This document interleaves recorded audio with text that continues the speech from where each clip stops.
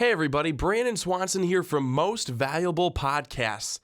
And I'm here to tell you the D-backs, they got their man. It only took 6 years and $206 million to do it. But they got their man. But is this really the best move for the team? Well, I'm here to tell you what I think. However, it may not be what you think. I'm going to just clarify that now. We may disagree. So feel free to comment down below. First of all, I think Zack Greinke is an incredibly talented pitcher. I mean, my goodness. Just think if the Royals still had him now. Where would they have been 2 years ago? They could have gone back-to-back World Series. Maybe, but that's all speculation. One thing, though, with the Dodgers, Zack Greinke was never going to be number one. He was always going to be number two. Why? The hometown hero, Clayton Kershaw. He was their number one, and he always will be. I mean, teams just have guys like that. You know, you get a really good guy that comes in, he still may not be your number one because he's not your hometown guy. But Zack Greinke is good enough to go anywhere, and any team could use him.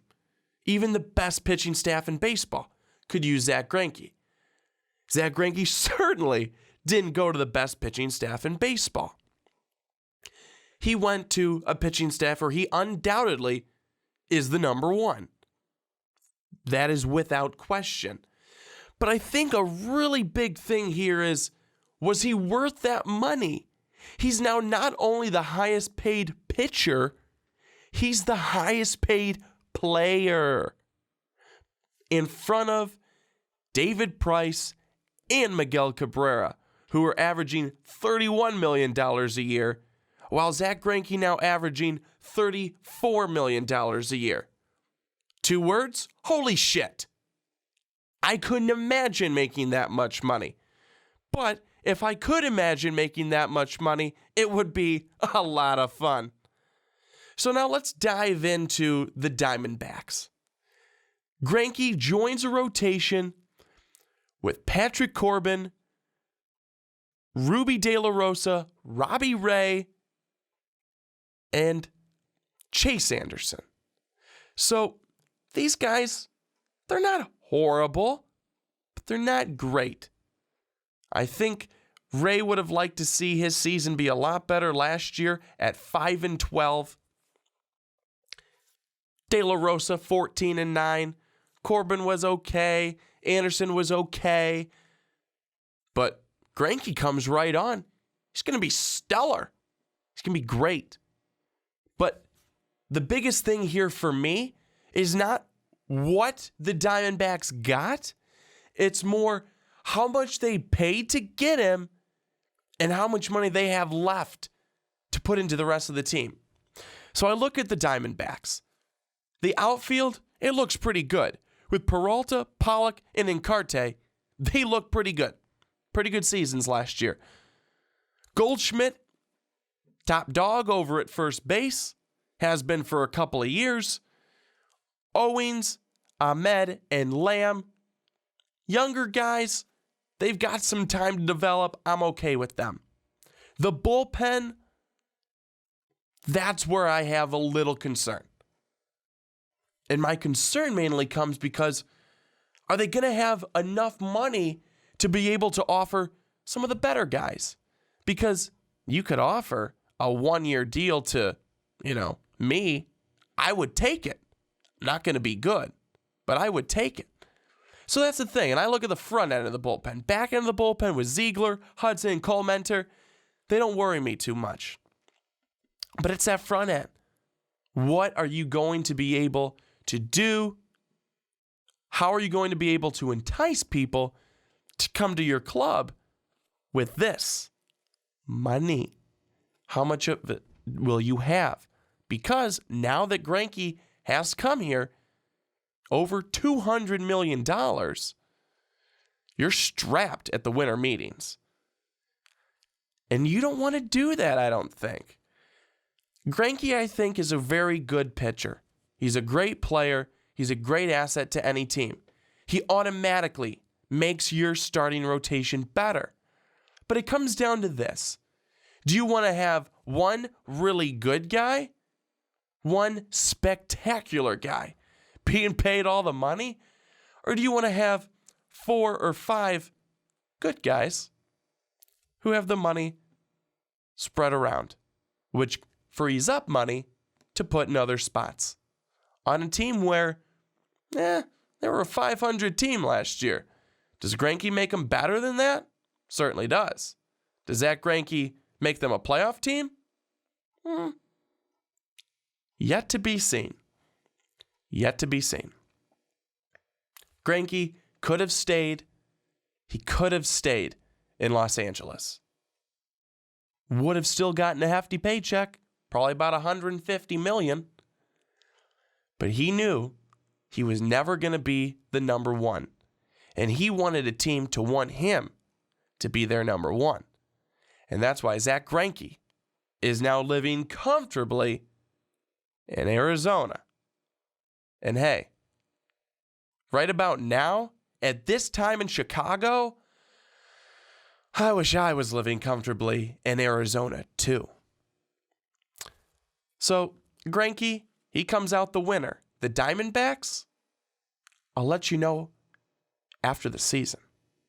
So now we've got other stuff going on in baseball. Aroldis Chapman, he's no longer a Red. He goes to the Dodgers, so they get something. They get something in the bullpen that, you need something. How about Daniel Murphy? He was a star for the Mets, and that's why he's not there anymore. He wants to be a star for another contending team, which sometimes that really kind of surprises me. If your team just went to the World Series, clearly they're a contending team. Why won't you stay? You want more money. It's all about the money. But where does he go?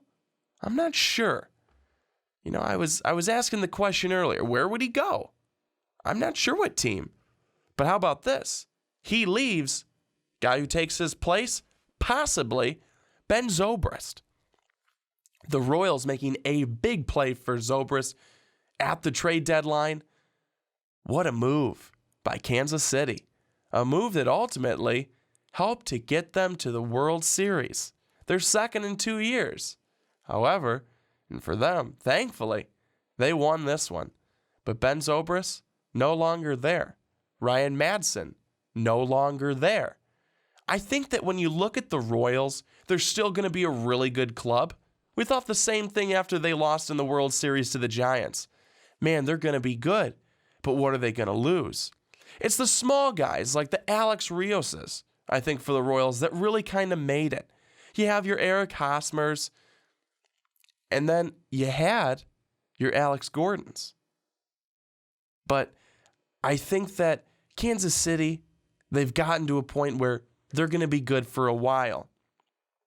At the end of the day, baseball is really getting exciting around this time.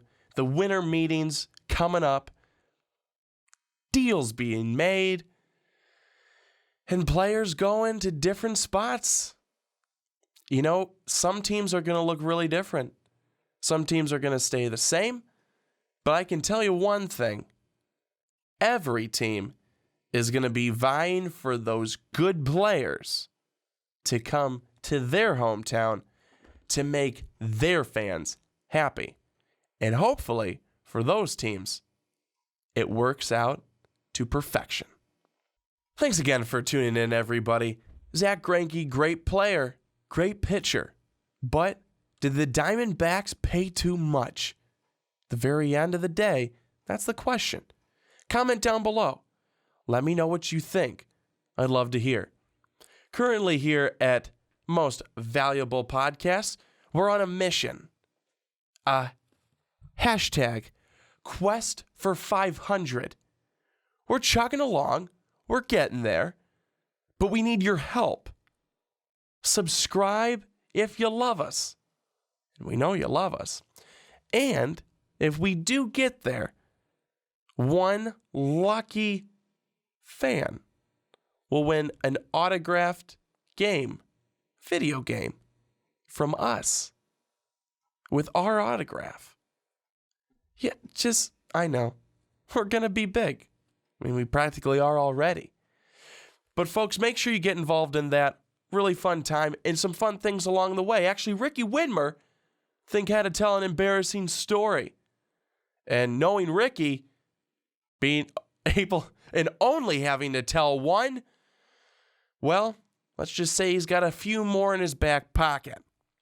But again, folks, thank you so much for joining me today, talking a little bit of MLB baseball in the wintertime. This is Brandon Swanson saying so long until next time.